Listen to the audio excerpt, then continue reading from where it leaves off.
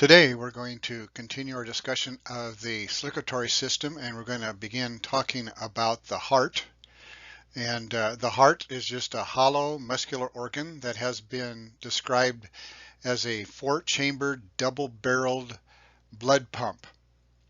And the heart lies in the thoracic cavity between uh, the lungs on either side, and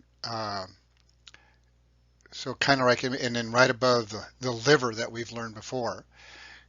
The heart beats about 100,000 times per day. That's a lot of times to beat uh, in one day. And the apex of the heart is the tip of the very bottom part, pointy part of the heart. It rests on your diaphragm. So this is kind of gives you an idea of where it's not directly in the center. It's kind of slightly offset a little bit to the right side. The tissues of the heart, uh, the pericardium is a fibrous sac that loosely covers the heart, and it prevents it from rubbing against the lungs that are on either side of it and the inner chest wall. So it's a protective sheath around the heart. There's a slight space between the pericardium and the surface of the heart, and there is a slippery fluid that's in between there called the pericardial fluid, and the pericardium actually secretes this, but this fluid reduces the friction between the heart and the surrounding structures so they don't rub against each other. And the wall of the heart is made up of three layers. The outermost layer of the heart is called the epicardium, and the epicardium keeps the heart muscle from becoming saturated with pericardial fluid. So in other words, it's sort of like a boundary so that it doesn't seep into the inner portions of the heart muscle. The myocardium, which is the actual heart muscle, the one that's responsible for pumping blood, this is actually the thickest part of the heart wall. It does vary in thickness from one part of the heart to another, but it's still the thickest of all the layers. And it's made out of cardiac muscle, if you remember those. The unique thing about cardiac tissue is that the cardiac cells will beat without even being stimulated. And if the cells actually touch each other, they will begin beating in unison. So it's kind of neat how God created that to work. And then we have the endocardium. This is a layer of epithelial tissue that lines the inside of the heart, and this prevents the myocardium from becoming saturated with blood. So the two layers, the epicardium and the endocardium, their job is to kind of keep fluids on either side from saturating the myocardium, the muscles that are actually going to be contracting to move blood around. So in the anatomy of the heart, we have the endocardium. That's the layer that's on the innermost part of the heart. Then we have the thicker layer in between. Like I said, it does vary in thickness. If you'll notice here toward the bottom, it's fairly thick. A lot of muscle there because that's the strongest portion of your heart. And then as you go toward the tops, that layer is thinner because it doesn't have to pump the blood nearly as far. And then we have the layer on the outside that's called the epicardium.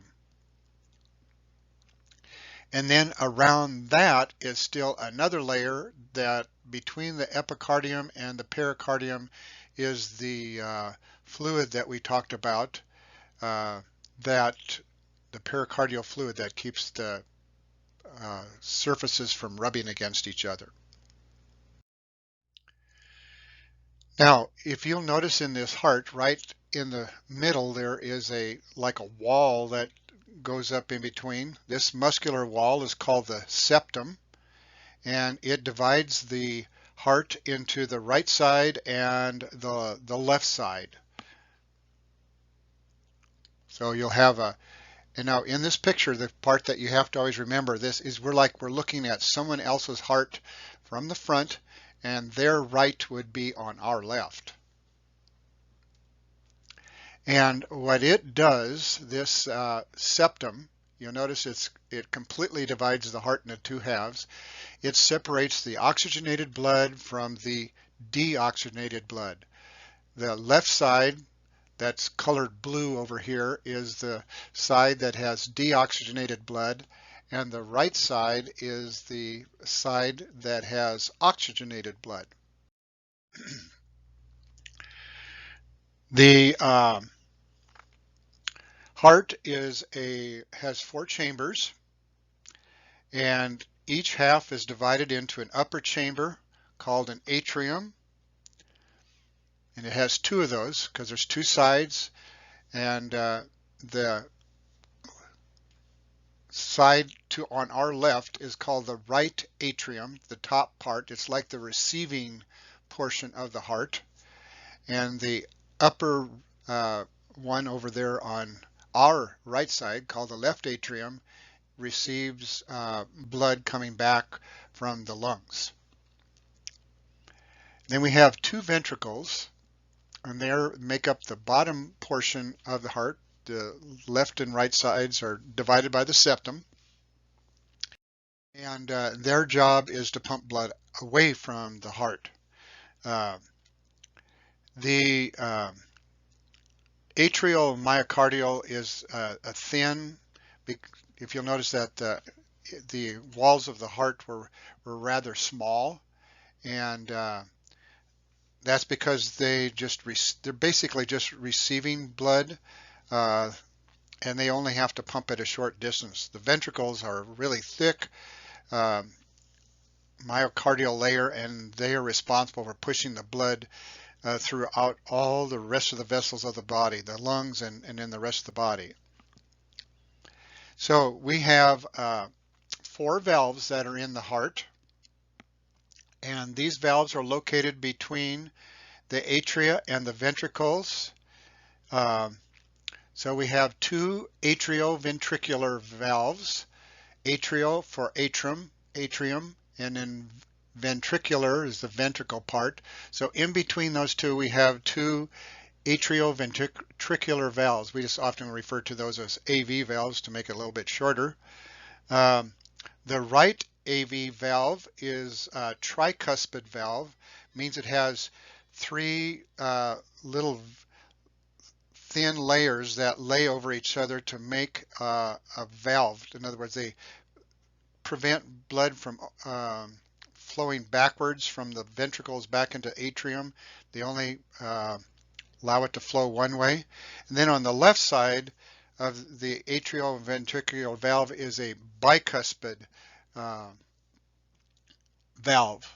Okay, so the atrioventricular ones that are between the atria and the ventricles, and each side has 2 of those. Then we have 2 semilunar valves, and the reason why they're called semilunar, the lunar means like moons or like half moon shape.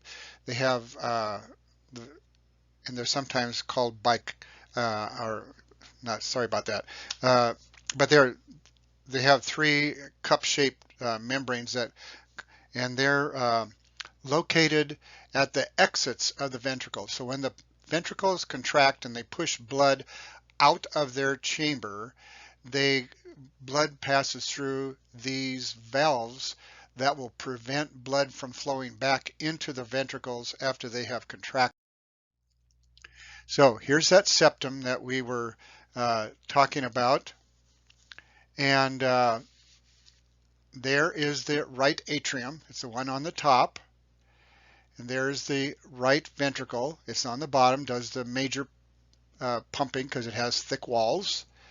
And then this is the left atrium, and then we have the left ventricle that's doing the pumping of the blood throughout the body. Now, in between those, we have these valves. So right in this location between the atrium and the ventricle is the right atrioventricular valve. It prevents blood from flowing back from the ventricle into the atrium. It only allows blood to flow one way. Then we have, and it's a tricuspid, means it has three little cusps or three little thin pieces that lay over each other and seal off. The other one is the left atrioventricular valve is between the left atrium and the left ventricle. And it is a bicuspid. It has three little veins or thin membranes that lay over each other to form that valve. Then when the right ventricle contracts, this is the one on the bottom here on the left, when it contracts, it pushes blood up toward the blood's going to go in this direction right here, and it has to go through this valve right here. So it will push it open, and this will then carry blood to the left or the right lung and to the left lung. So that's the pulmonary semilunar valve. Pulmonary has to do with the lungs. Then we have the aortic semilunar valve, and when the left ventricle contracts, it pushes blood from here out underneath here, it's going to be, and comes out through the aorta. And so when the left ventricle contracts, it pushes it open, and blood is pushed up into this very large blood vessel called the aorta.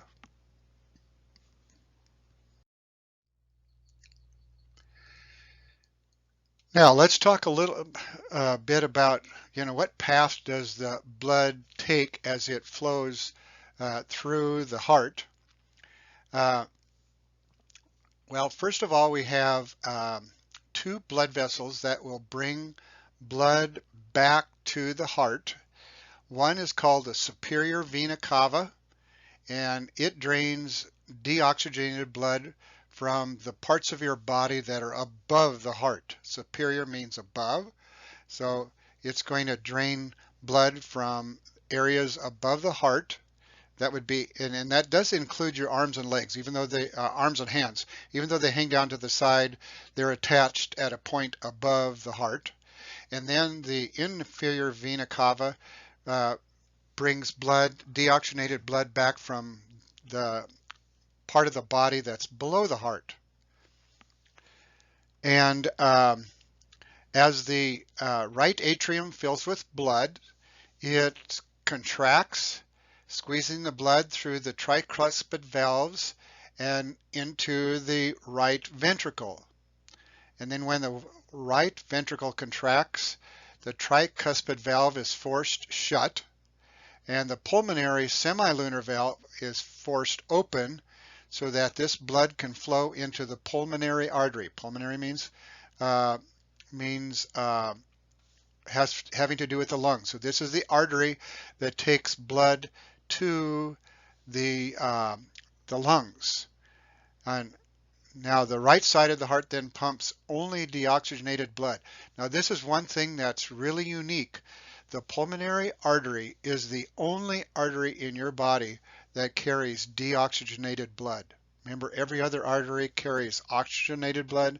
This is the only one that does, and it's going from the heart just to the lungs.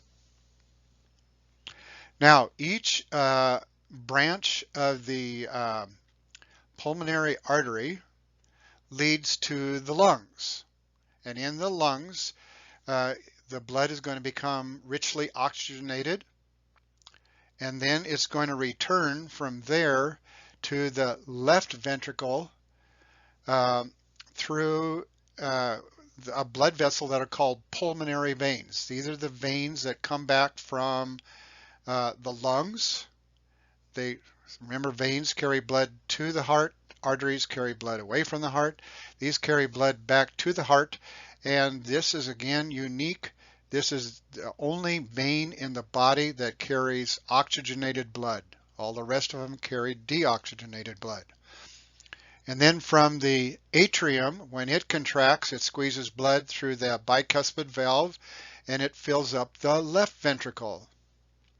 Then as the left ventricle contracts, the bicuspid valve is forced shut, so it won't go back into the atrium, and then the blood is pushed out through the aortic semilunar valve and into the aorta. Now, so all parts of the body get blood from the aorta. The aorta has lots of branches that go to different parts. Some go up to the head, some go upper parts of the body, some go to the lower parts of the body, but the aorta is kind of like the distribution point for all the oxygenated blood.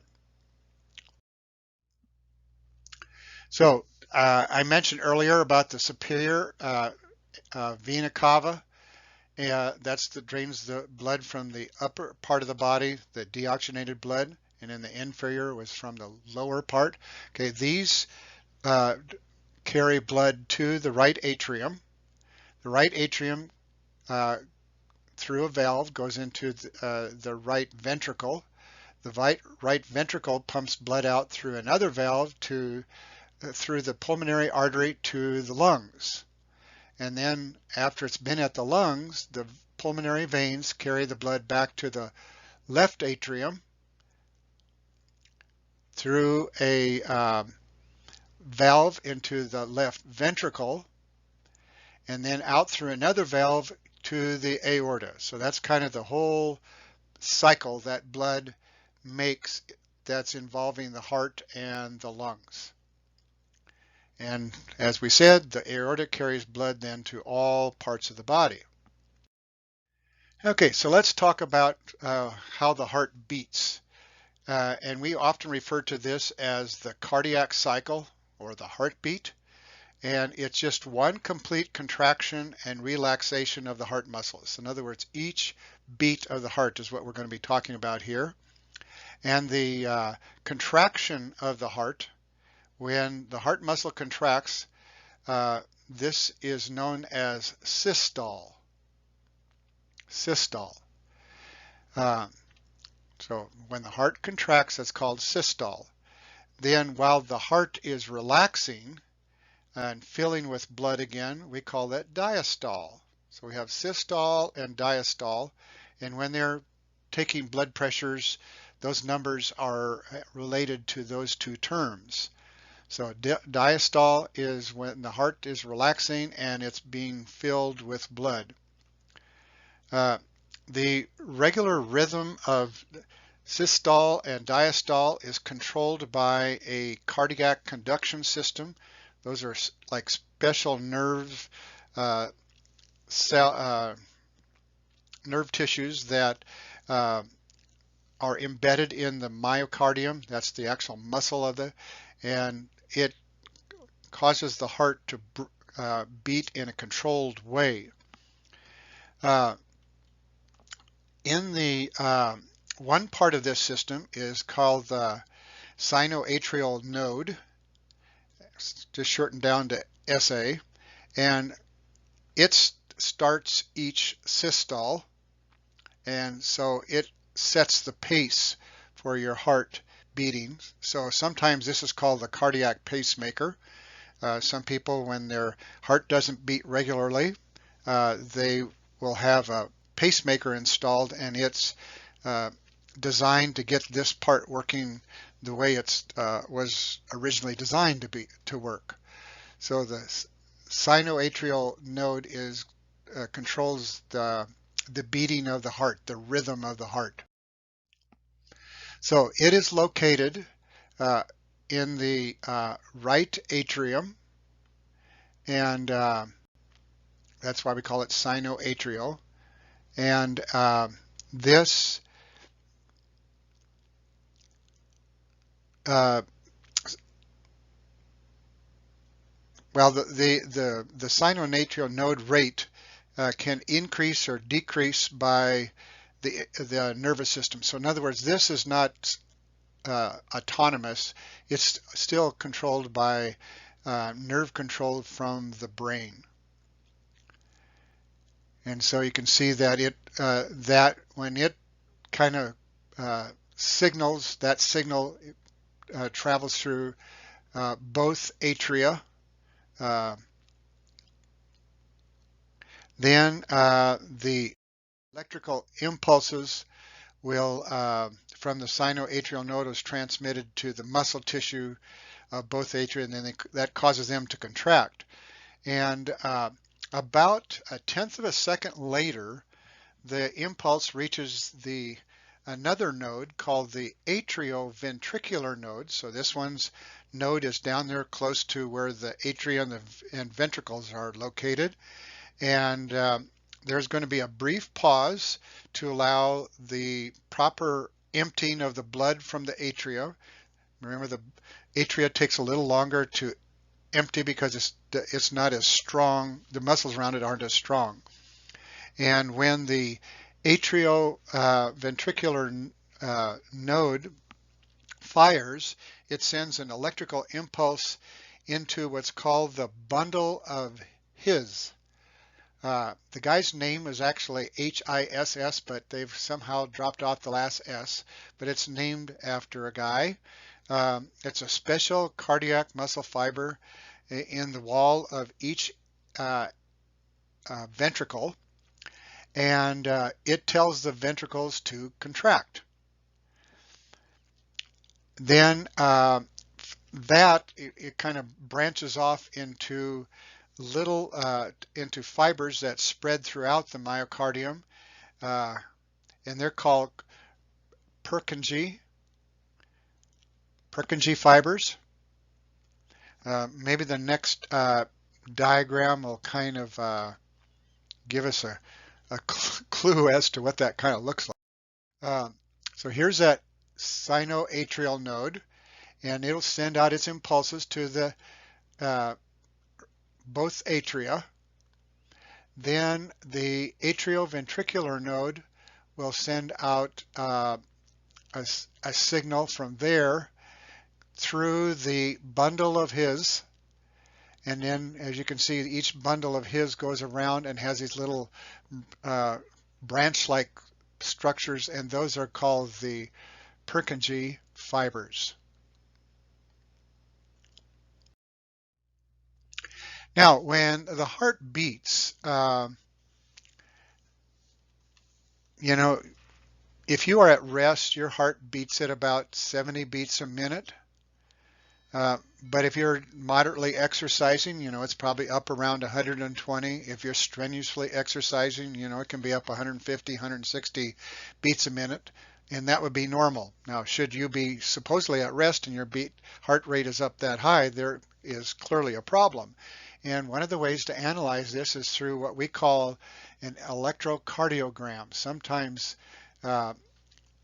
if you take electrocardiogram, the letters would be ECG, but most of you are familiar with the letters EKG. They're the same thing. And it measures the electrical impulses of the heart. And you can measure these electrical impulses of the heart without actually having to physically touch the heart. They can put electrodes that they stick to your chest, and they can measure the impulses. And when they look at a graph of the impulses, it looks like what you see down here on the bottom. This would represent one heartbeat, and it has these letters P, Q, R, S, and T. The P, I think, is when the atria is filling and contracting. The QRS is is more has to do with electrical impulses that are moving around in the heart, and then T is going to be the contraction of the ventricles. So notice that the ventricle contraction is much stronger than the atrial one. And so if this is all normal, this is what it should look like, or very similar to this. Now, some people have an irregular heartbeat. In other words, it'll beat fine and for some beats, and then sometimes it gets kind of garbled, and then it may return back to so arrhythmia is just another name for an irregular heartbeat. Remember, AR means not or abnormal, and then you have rhythm in there, rhythmia. So arrhythmia is an irregular heartbeat. Now, when your heart beats, if you've ever listened to your heart beating in a stethoscope, it makes kind of a lub-dub sound. And the lub is the first sound that you hear is the atrioventricular valve closing, and then the dub is the semilunar valves closing. So the first one is when the valves between the atrium and the ventricles contract, and the dub is when the semilunar valves not contract, close, and the dub is when the semilunar valves close. Those are the ones where blood is leaving the heart. From the right side going to the lungs, from the left side going to the rest of your body. Now, it is possible that when those valves don't close properly, there might be kind of a leakage, and it creates an abnormal sound. And this is what sometimes the doctors are listening to, especially if they have the stethoscope on your chest side. When they do it on the back side, they're listening to your lungs. But if they do it on the front side, they're listening, and they'll move it around to listen to different parts of the heart and to check out how are the valves closing properly. Do they make the right sound? And if the valves are defective for some reason, it could be caused by disease that damages the valves. It causes a heart murmur, and if it becomes serious enough, then you might have to have that valve replaced through open heart surgery. Now, the last thing we want to talk about yet is a myocardial infarction, not the normal term that people use. They know it by another name, and you'll see it in a moment, but it's known as a heart attack.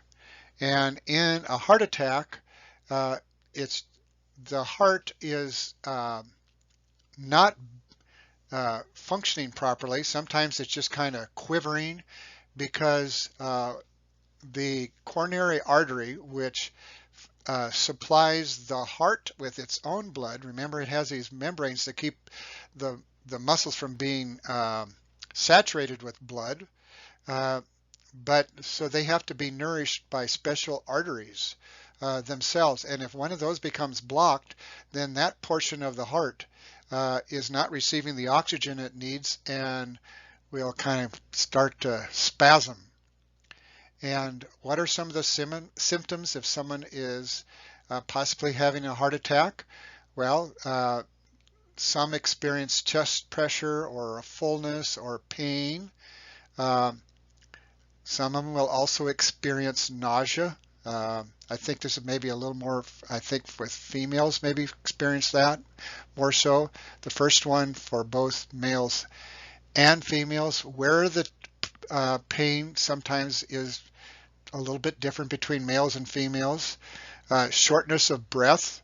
In other words, if the blood is not being pumped around adequately, then the parts of your body aren't getting oxygen like they need, and you're going to feel like you're out of breath. And you will experience weakness with this decreased amount of oxygen. And in women, you feel breathless, like you can't get your breath. Uh, Now, at our school, we have an AED machine on each floor. And so if somebody is maybe experiencing a heart attack or anything like that, we can use that machine. AED stands for Automated External Defibrillator.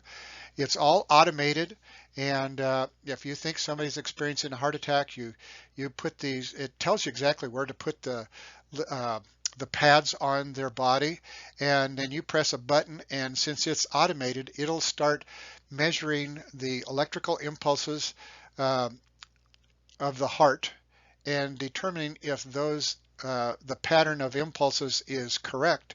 If not, it will then uh, cause kind of like a shock or an electrical uh, output through these electrodes, trying to get the heart to beat back to normal, trying to get it started again. Uh, so the AED machines, we have one on each floor. Uh, I would kind of challenge you at some point in the future that you learn how to use those so that you can possibly save somebody's life. Okay, that takes us to the end of the heart. Our next section will be about blood vessels and different kinds of circulation patterns.